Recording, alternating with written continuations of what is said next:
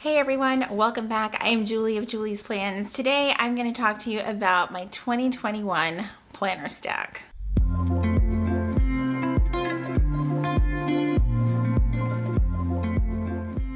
Alright, so I realize that I am a little bit late to the game. I couldn't really put a timestamp on when I was going to figure out my planner stack for 2021. I just really needed to take my time. I started including a lot of things and what I was going to use, and then just realized that I was really overcomplicating this whole thing. Are we surprised? I definitely want to preface this by saying, though, I am not guaranteeing that I'm going to stick to any of these planners. Okay, maybe one. Okay, maybe two. I'm not guaranteeing that I'm going to stick to this entire stack of planners for all of 2021. I am a true planner at heart and love exploring different systems and ways of planning. So things might change throughout the year. You just never know what's going to happen. So the first planner should come as absolutely no surprise, and that is my Moxie Life planner. I used this planner for most of the second half of 2020 and thoroughly enjoyed it. It got me back on track with setting goals. The reflection part of it is my favorite. I love the vertical planner. I love now that you can purchase the covers separately so that you can change them out if you want to. I'm already looking forward to changing mine out, but I think I'm going to give this one at least through the first quarter and maybe change them each quarter. I'm not entirely sure. I have already dived into this planner and started posting plan with me's. If you missed the last few, I'll try to link one or two of them right up here, but this is definitely going to be my main planner that will be for memory keeping and just like a weekly overview.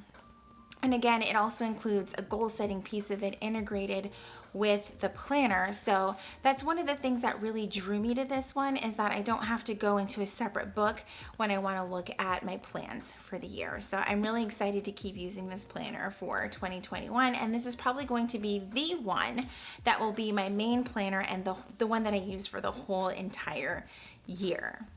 But wait, there's more. So the next one that I'm sure you guys are not surprised about at all, because I probably show this one a little bit more just because it's with me all of the time, and that is my Discbound System. I will have a full flip through for you guys next week, so make sure that you stay tuned for that. But you guys know that I have been pretty much also for the second half of 2020 in my Discbound System. It has changed so much and also so little. I just know what I want out of it, and that's basically a daily system with monthly and a whole lot of notes pages for different categories of my life, so that when I need to jot things down, I can simply do that. I have this gorgeous jet black Saffiano cover from Notique on here. I'll be sure to leave links for as much as I possibly can down in the description. I do have a 10% off coupon code for Notique though. I can't tell you enough the quality of this cover. I also have a video on this as well, but it is gorgeous. I don't really have my pockets set up yet. That really hasn't been a big focus for me, but I've got my rings in there. I love the ring system because you can slide it in and out of a cover, or you don't even need a cover at all, which is awesome.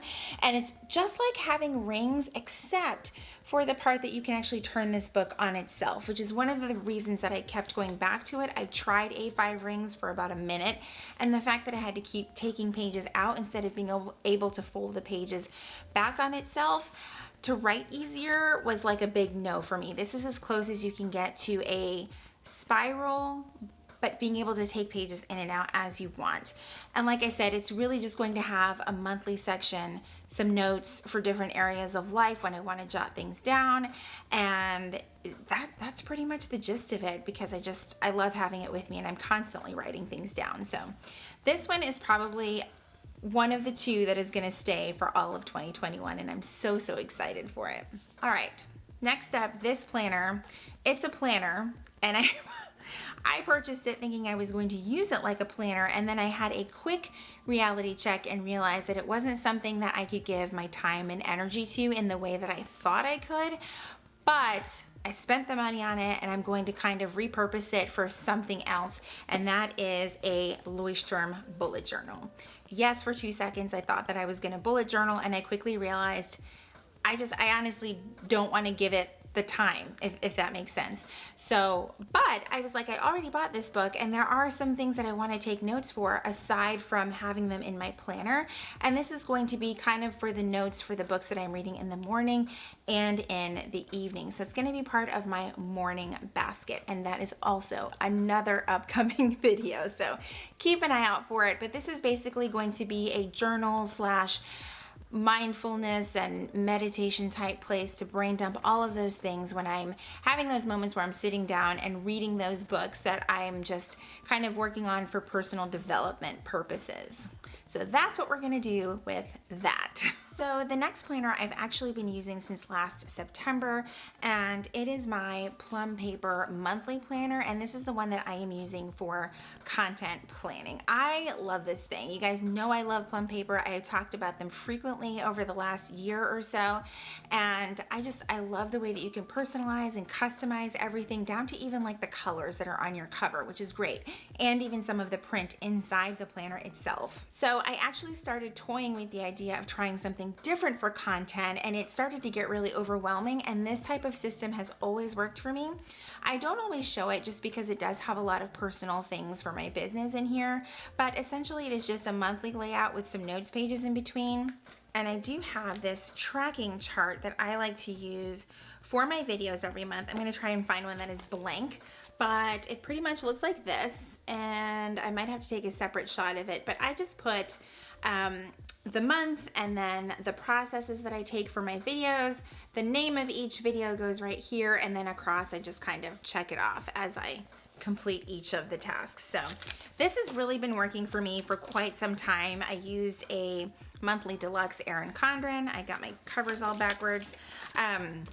And that worked great for me as well. So this is actually very, very similar, except that I can actually customize this a little bit more. So it's actually worked a lot better for me. So this is what I will be using for my content. All right, last but certainly not least is another Plum Paper planner.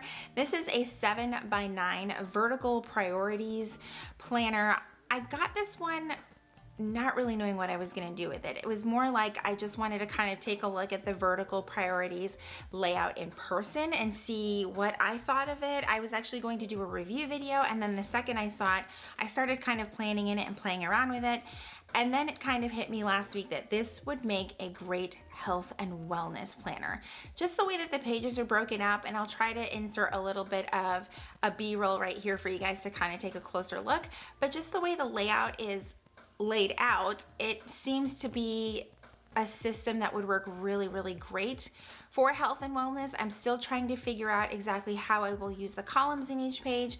The weekends share a column, which could kind of be an issue unless I feel like on the weekends I'm not really going to focus too much on those things. But during the week, there's lots of space. There's a habit tracker. There's a place to write like a motivational quote.